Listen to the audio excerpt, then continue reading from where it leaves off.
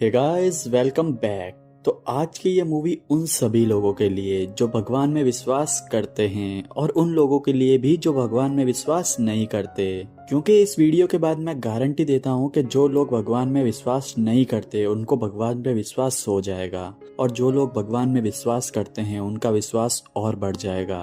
तो मूवी की शुरुआत में हम कांजीलाल मेहता को देखते हैं। कांजीलाल मेहता एक नास्तिक इंसान है, यानी वो भगवान में नहीं मानता और श्रद्धा से रिलेटेड जो भी चीजें उसे अलग नजरिए से देखता है। इसके गलत कामों के प्रायश्चित के लिए जब इसकी बीवी उपवास रखती है तब ये कहता है कि तुम्हारे उपवास रखने से मेरे पाप कैसे धुल जाएंगे।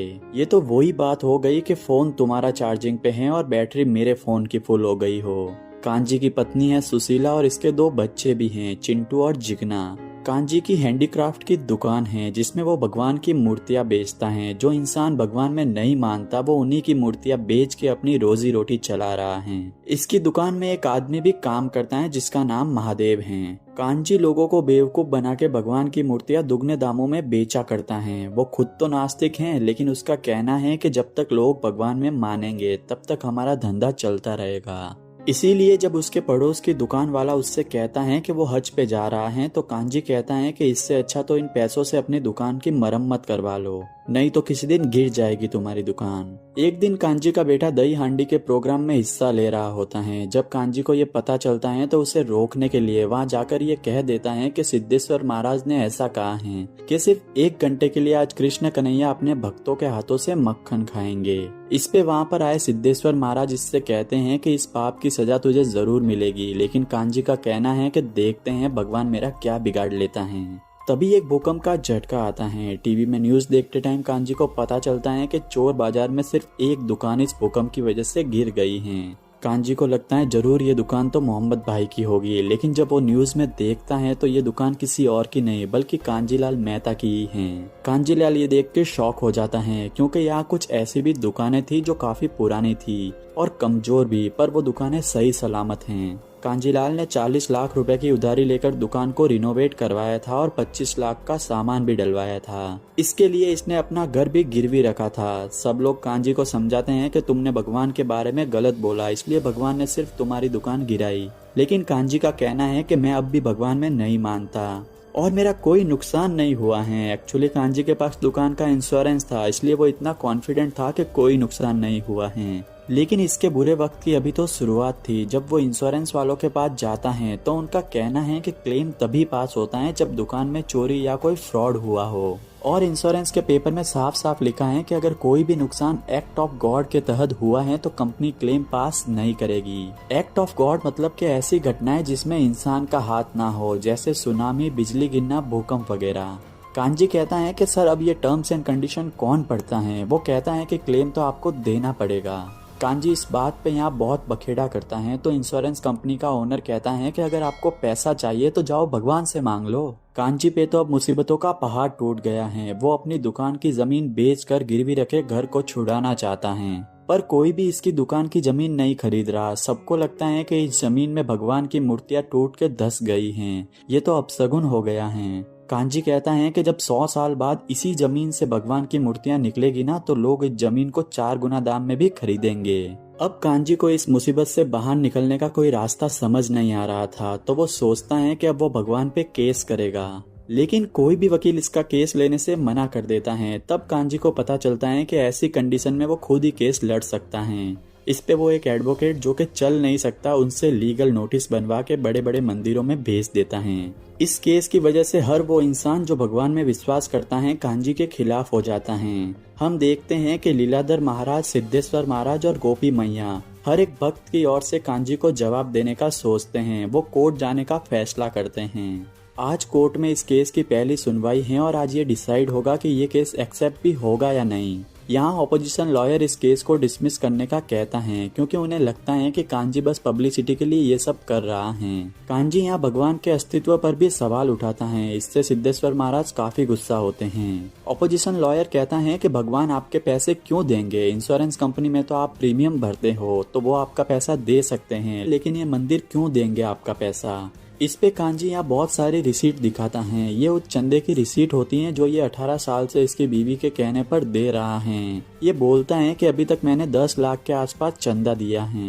कांजी कहता है कि वो एक मिडिल क्लास आदमी है, उसके लिए उसकी दुकान ही सब कुछ थी। अगर मुझे पैसे नहीं मिले तो मेरा पूरा परिवार रोड पे आ जाएगा। क्योंकि इसकी जिंदगी की बात थी इसलिए जज इसका केस एक्सेप्ट कर लेते हैं। कांजी काफी खुश होता है, लेकिन उसकी खुशी कोर्ट से बाहर जाने तक ही थी, क्योंकि बाहर लोगों की भीड़ इसका इंतजार कर रही थी। कांजी ने लोगों की धार्मिक भावनाओं को ठेस पहुंचाई है, इसलिए लोग इसके पीछे पड़ जाते हैं।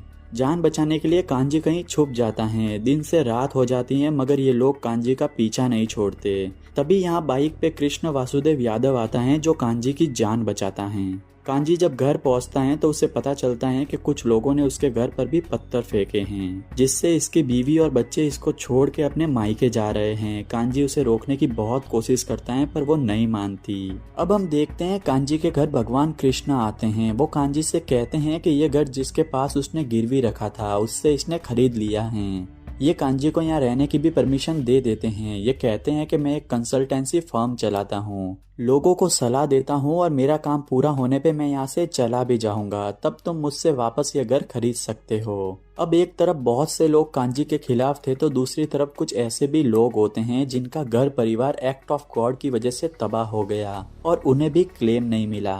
कांजी उन सबका भी केस फाइल करता है। क्योंकि ये लोग हर धर्म से थे तो अब नोटिस हर जगह जाता है, मंदिर, मस्जिद और चर्च में भी। वहीं इंश्योरेंस कंपनी वाले भी परेशान हैं, क्योंकि पहले एक केस था तो 1 करोड़ का क्लेम था, लेकिन अब सबके केस मिला के 400 करोड़ का क्लेम हो गया है। वहीं समय के साथ साथ कांजी को लोगों का साथ भी मिलने लगा, क्योंकि इतने सारे केसेस हो गए थे तो अदालत भी सारे केस को स्टडी करने के लिए थोड़ा टाइम मांगती है। अब लीलाधर महाराज लोगों की सिंपैथी अपनी ओर करने के लिए सिद्धेश्वर महाराज के आमरण अनशन की घोषणा कर देते हैं। इस अनशन का 3रा दिन होता है। हर जगह न्यूज मीडिया में यही न्यूज होती हैं। इस अनशन में काफी लोग भी होते हैं, पर यह अनशन सिर्फ दिखावे का है, अंदर जाकर तो नाश्ता किया जा रहा है। वहीं कांजी न्यूज चैनल पे जाने से मना कर देता है। तब भगवान कृष्ण इसे समझाते हैं कि जो दिखता है वही बिकता है, अगर अपनी बात लोगों तक पहुँचानी है तो सबके सामने आना ही पड़ेगा। कांजी भी अब एक न्यूज चैनल को इंटरव्यू देता है। यहाँ वो लोगों के सवालों के जवाब देता है। एक आदमी यहाँ कहता है कि मुझे 2 साल से नौकरी नहीं मिल रही थी। मैंने मन्नत मांगी थी कि अगर अच्छी नौकरी मिलेगी तो मैं अपने बाल अर्पित कर दूंगा, और देखो मुझे नौकरी मिल गई। इस पे कांजी कहता है कि आपकी श्रद्धा का क्या होता है आपको पता है? आपके बालों का बिजनेस होता है, उन्हें विदेशों में बेचा जाता है। कांजी की बात से काफी लोग इम्प्रेस होते हैं। लोगों की सिंपैथी अब कांजी को मिलने लगी है। कांजी के बच्चों को जहां उन्हें पापा कहने में शर्म आ रही थी क्योंकि हर कोई उनके अगेंस्ट था, अब वही बच्चे प्राउडली अपने दोस्तों से कहते हैं कि ये मेरे पापा हैं। अब कोर्ट की अगली हियरिंग में कांजी सिद्धेश्वर महाराज से कहता है कि अगर हम शिवलिंग पे दूध चढ़ाने से अच्छा किसी गरीब को पिलाएंगे तो ज्यादा पुण्य मिलेगा। मौलवी साहब से कहता है कि अगर दरगाह में चादर चढ़ाने की जगह किसी गरीब के बदन पे चादर उड़ाएंगे तो ज्यादा सवाब मिलेगा। और फादर से कहता है कि अगर चर्च में मोमबत्ती जलाने से अच्छा किसी गरीब के घर में रोशनी करेंगे तो जीसस ज्यादा खुश होंगे। लीलाधर महाराज कहते हैं कि ये सब एक प्रथा है, लेकिन तुम नहीं समझोगे क्योंकि तुम एक नास्तिक हो। फिर अपोजिशन लॉयर कहता है कि अगर तुम्हें लगता है कि तुम्हारी दुकान भगवान ने गिराई है तो प्रूफ करो, लिखित में दो कि इस दुकान को भगवान ने गिराया है। जज भी कहता है कि कोर्ट में सिर्फ दलीलें नहीं चलती, सबूत चाहिए। इस बात का कांजी के पास कोई जवाब नहीं होता। वो सन हो जाता है कि वो ये बात राइटिंग में कैसे प्रूव करेगा। अदालत इसे ये प्रूव करने के लिए 1 महीने का टाइम देती है, और अगर 1 महीने में ये प्रूव नहीं कर पाया तो इसका और बाकी सब लोगों का केस खारिज कर दिया जाएगा। कांजी अब काफी टेंशन में होता है। तब ये इसे एक सॉल्यूशन देते हैं। ये कांजी को भगवत गीता पढ़ने का कहते हैं। ये कहते हैं कि इंसान की हर एक प्रॉब्लम का सॉल्यूशन गीता, कुरान और बाइबल में लिखा हुआ है, बस उसे पढ़ने की देरी है। कांजी को ये अपने फायदे के लिए भगवत गीता पढ़ने को कहते हैं। कांजी फिर गीता पढ़ता है, फिर उन्हें बाइबल पढ़ने को कहते हैं, फिर कुरान। ऐसे करके कांजी अपने फायदे के लिए सारी किताबें पढ़ लेता है। अब केस की आखिरी सुनवाई का दिन है। आज कांजी को प्रूव करना है, वो भी राइटिंग में। यहाँ कांजी पहले महाराज से पूछता है कि भगवत गीता में जो लिखा है वो बिल्कुल सच है और वो लिखी भी भगवान के द्वारा ही गई है। वो यहाँ गीता का श्लोक, कुरान की आयत और बाइबल का वर्ड सुनाता है। सब में यही बात होती है कि पूरी सृष्टि को बनाने और मिटाने वाला सिर्फ और सिर्फ भगवान है। कांजी यहाँ कहता है कि इन सब का मतलब यही है कि भगवान ने मेरी दुकान गिराई है। यहाँ इंश्योरेंस ओनर और सिद्धेश्वर महाराज में थोड़ी बहस हो जाती है पैसों को लेकर, क्योंकि उन्हें लगने लग गया था कि वो केस हार रहे हैं। यहाँ सिद्धेश्वर महाराज ऐसा कहते हैं कि भगवान पे सिर्फ हमारा कॉपीराइट है, और ये सुन के कांजी कहता है कि आज तो मुझे यकीन हो गया है कि भगवान बिल्कुल ही नहीं है। तभी कांजी की तबीयत खराब होती है, उसे हॉस्पिटल ले जाया जाता है। सभी लोग कांजी के ठीक होने के लिए दुआ करते हैं। कांजी का आधा शरीर पैरालाइज हो चुका है। डॉक्टर का भी कहना है कि अब तो उसे सिर्फ और सिर्फ भगवान ही बचा सकता है। तभी हम देखते हैं कि कांजी के पास भगवान कृष्ण आते हैं। वो कांजी से कहते हैं कि मैं तुम्हें ठीक कर सकता हूँ। कांजी को ये मजाक लगता है, क्योंकि कांजी तो इसे एक आम आदमी ही समझता है, लेकिन कृष्णा उसे ठीक कर देते हैं। कांजी को विश्वास ही नहीं होता। तभी कृष्णा अपने असली रूप में आते हैं, यानी कि भगवान श्री कृष्ण के रूप में। ये देखकर कांजी को कुछ समझ ही नहीं आता। धीरे धीरे उसे पता चला कि जिस भगवान को वो नहीं मानता था, उसे ये केस लड़ने की हिम्मत और इस केस में उसकी मदद भी भगवान ने ही की है। कांजी को अब भगवान में विश्वास हो गया था, लेकिन कांजी का एक सवाल है कि वो तो नास्तिक हैं, फिर भी भगवान उसी के सामने क्यों आए।